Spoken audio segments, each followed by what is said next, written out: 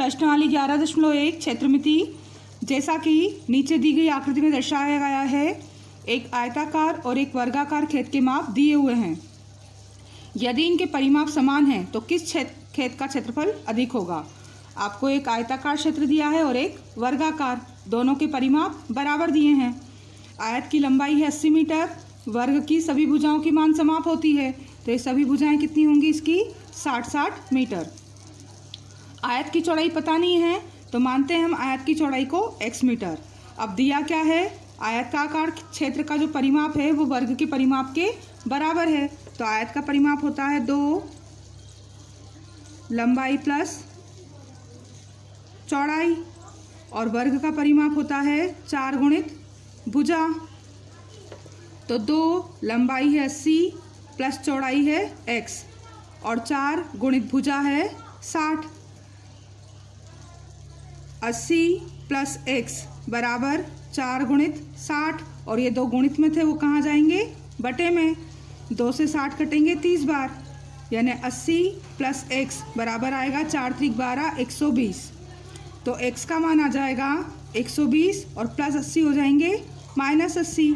120 में से 80 गए 40 मीटर। ये क्या आ गई हमारी आयत की चौड़ाई जो हमने x मानी थी। अब हमें दोनों आकृतियों के क्षेत्रफल निकालने हैं। आयत का क्षेत्रफल निकालें तो आयत का क्षेत्रफल वो होता है लंबाई गुणित चौड़ाई। लंबाई हमारे पास थी 80 और चौड़ाई x का मान आ गया है 40। 8 चौक 3200 मीटर स्क्वायर। यह आया आयत का क्षेत्रफल। वर्ग का क्षेत्रफल होता है भुजा गुणित भुजा। भुजा हमारे पास वर्ग की है 60 मीटर, तो 60 गुणित 60 3600 मीटर स्क्वायर।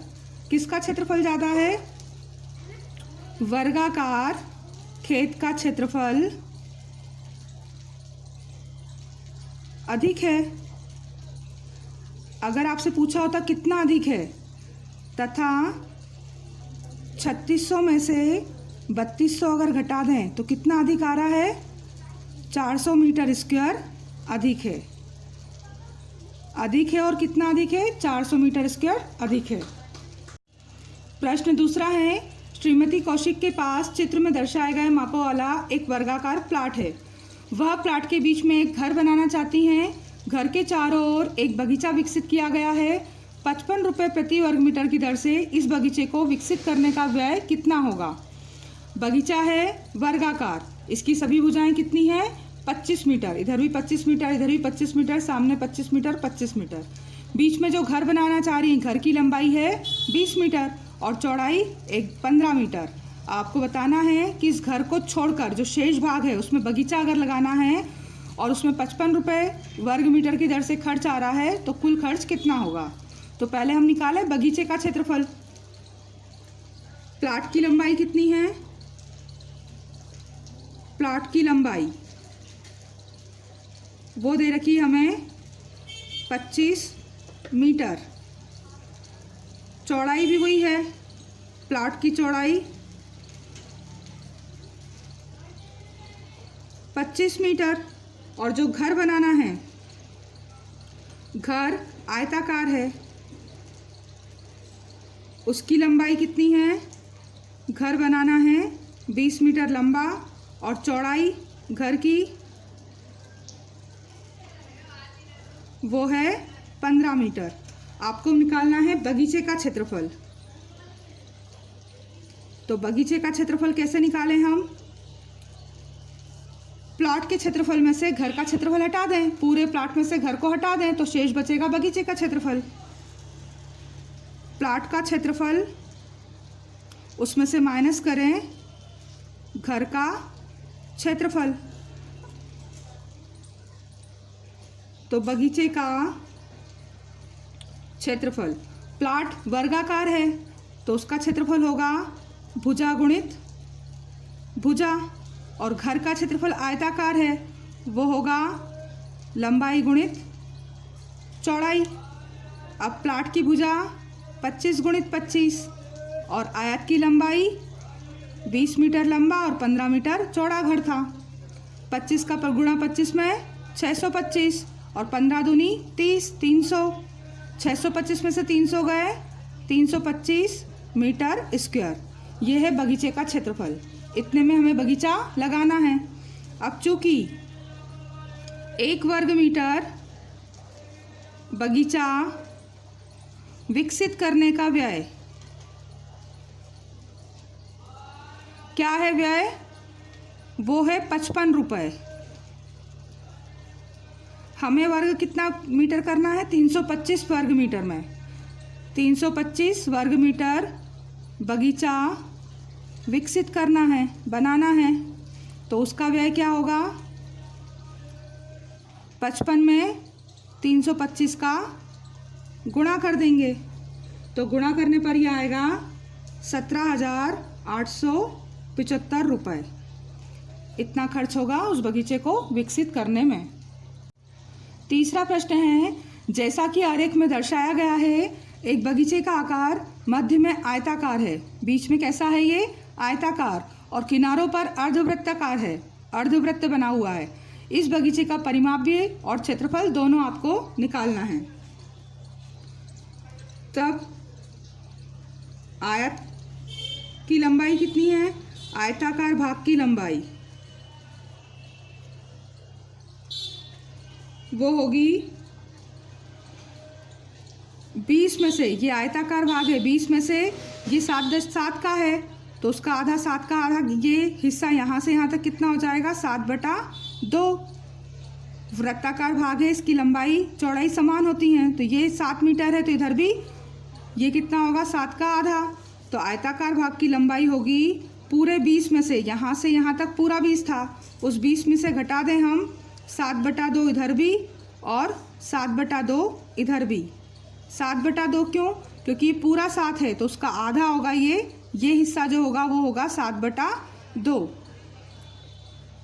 तो 20 में से घटाना है 2 लघुत्तम, 7 और 7 प्लस हो जाएंगे, तो 20 माइनस 14/2 यानी 7।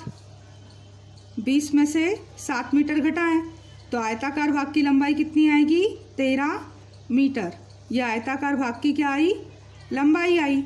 और चौड़ाई तो पता है हमें, यह आयताकार भाग की चौड़ाई है, 7 मीटर थी पूरी, तो चौड़ाई 7 मीटर।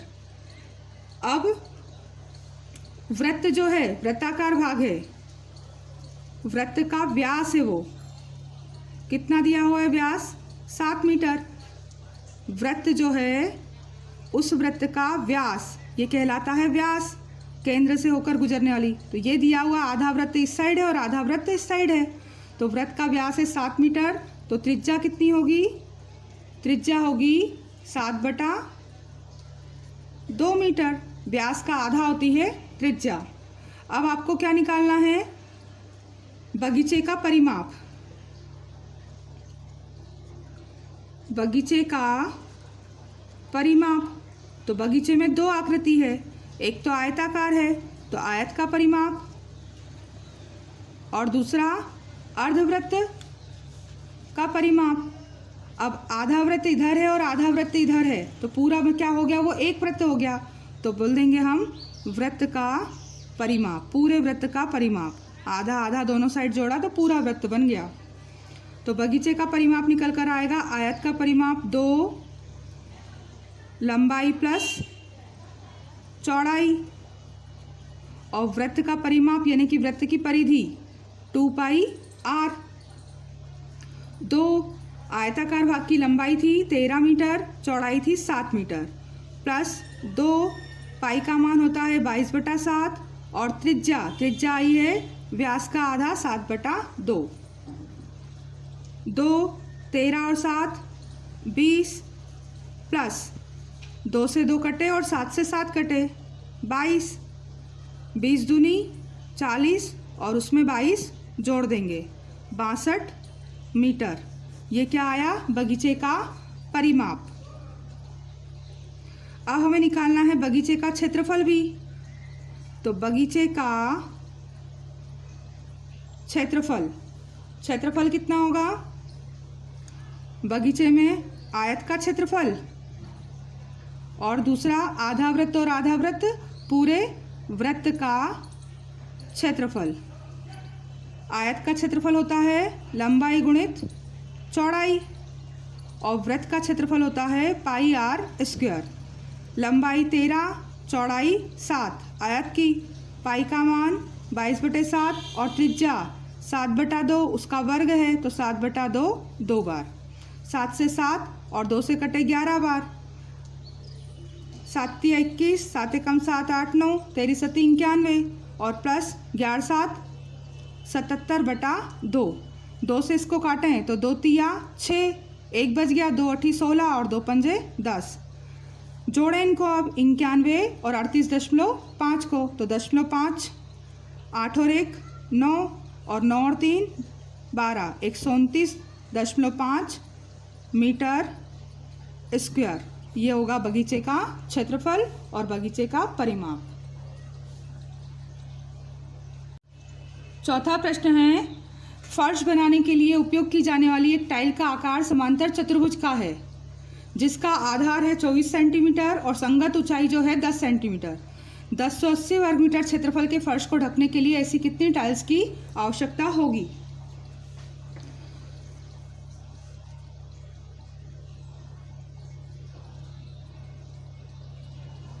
टाइल का आधार कितना है? 24 सेंटीमीटर और ऊंचाई 10 सेंटीमीटर।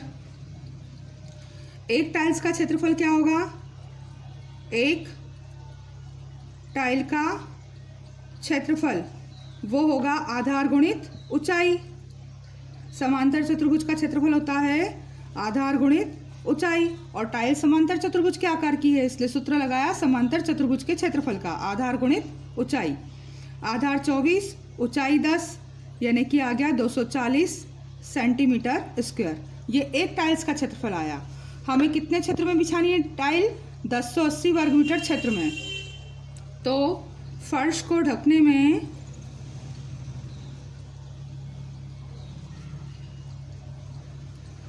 आवश्यक टाइल्स की संख्या वो होगा 1080। ये वर्ग मीटर था तो वर्ग मीटर को सेंटीमीटर में बदलने के लिए क्या करेंगे? 200 का गुणा करेंगे, ये काय में आ जाएगा सेंटीमीटर में। और एक टाइल्स का क्षेत्रफल बटे में एक टाइल का क्षेत्रफल, तो 1080 मीटर स्क्वायर को हमने सेंटीमीटर में बदला और एक टाइल्स का क्षेत्रफल आया था 240, ये भी सेंटीमीटर और ये भी सेंटीमीटर में। सेंटीमीटर से सेंटीमीटर कट गए। अब काटें इसको, 1 0 से 1 0, 12 दूनी 24, 12 9 108 और 0 90 और 2 से कटा ये 5, 2 पंजे 10, 90 का गुणा 100 में 9 पंजे 45 और 3 0, 45,000 टाइलें आपको लगेंगी इस फर्श को ढकने में। प्रश्न 5वां है, एक चींटी किसी फर्श पर बिखरे हुए विभिन्न आकारों के भोज्य पदार्थों के टुकड़ों के चारों ओर घूम रही है। भोज्य पदार्थ के टुकड़े हैं अलग अलग आकार के। आपको बताना है कि इन तीनों आकारों में से किस टुकड़े के लिए चींटी को लंबा चक्कर लगाना पड़ेगा। मतलब हमें चारों और घूमना है भोज्य पदार्थ के, तो चींटी प्रत्येक आकार के भोज्य पदार्थ के टुकड़े को चारों ओर घूमना बिंदु ए से प्रारंभ करेगी। अगर यहाँ से प्रारंभ करती है तो इसके चारों ओर घूमकर यहाँ वापस ए पर आ जाएगी, तब उसका एक चक्कर पूरा हो जाएगा। तब तय की गई दूरी क्या होगी उसकी? ये पहली आकृति है, ये दूसरी और ये तीसरी। भोज्य पदार्थ ए के लिए उसकी दूरी कितनी होगी? पहले चींटी यहाँ से यहाँ तक आएगी, यानी कि ये अर्धवृत्त है। ए से बी तक आएगी और फिर बी से ए तक। ए से बी तक कौन सी आकृति है? अर्धवृत्त। तो अर्धवृत्त का परिमाप या परिधि और प्लस ए से बी की दूरी। A B 2.8। तो अर्धवृत्त का परिमाप क्या होता है, परिधि होती है 2πr और आधा वृत्त है इसलिए बटे में क्या आ जाएगा 2 और प्लस ए बी की दूरी है 2.8। 2 से 2 कट गया, पाई का मान 22/7 और त्रिज्या क्या होगी, ये पूरा है 2.8 तो उसका आधा होगी त्रिज्या। r बराबर होगा 2.8/2 1.4 सेंटीमीटर। तो त्रिज्या आएगी 1.4। 7 से कटेगा, 7 दूनी 14 0.2।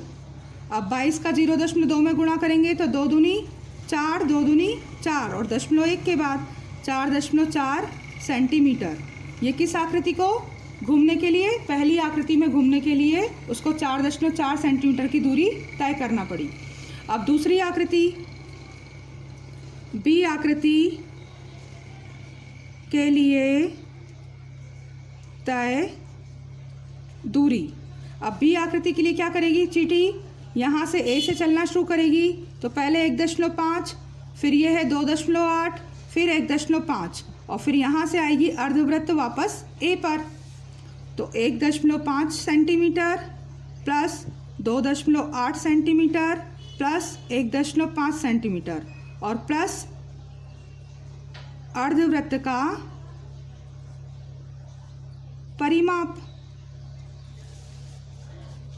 1.5, फिर इधर से इधर तक 2.8, फिर 1.5 और यहाँ से गोल चक्कर अर्धवृत्त का परिमाप। अब 1.5 और 1.5 3 और 4 5.8 प्लस अर्धवृत्त का परिमाप होगा, वृत्त की परिधि 2πr के बटे में 2 से 2 कटे तो 5.8 प्लस पाई का मान 22/7 और त्रिज्या 1.4। 7 से कटा 1.4 0.2 बार तो 5.8 और 22 का 0.2 में गुणा ऊपर करा था हमने 4.4। 8 और 4 12, 5 और 4 9 और 1 10.2 सेंटीमीटर। दूसरे टुकड़े के लिए उसे 10.2 सेंटीमीटर चक्कर लगाना पड़ेगा। अब सी आकृति के लिए तय दूरी।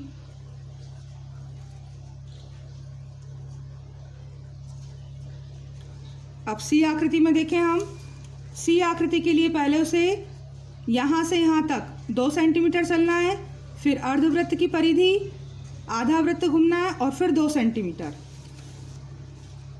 2 प्लस अर्धवृत्त का परिमाप और प्लस 2 तो 2 और 2 4 सेंटीमीटर और अर्धवृत्त का परिमाप, अर्धवृत्त का परिमाप हमने 2 बार निकाल लिया है, कितना आएगा 4.4 तो 4 और 4 8.4 सेंटीमीटर।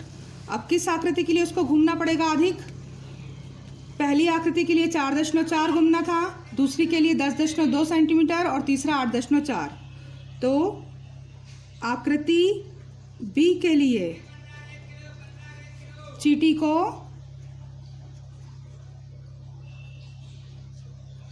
अधिक दूरी तय करना पड़ेगी।